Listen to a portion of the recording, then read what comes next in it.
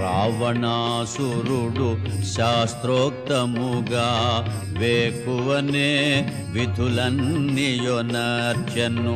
మదోత్కటుడై మదన తాపమున మరి సీతను మదిలో నెంచెను.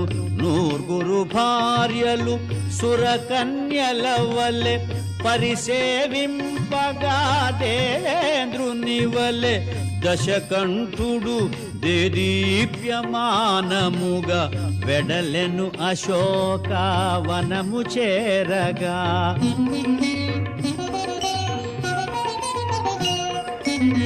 లంకేశునితో వెడలిరి సతులు మేఘము వెంట విద్యుల్లతల వలె మధువు గ్రోలిన పద్మముఖుల ముంగురులు రేగే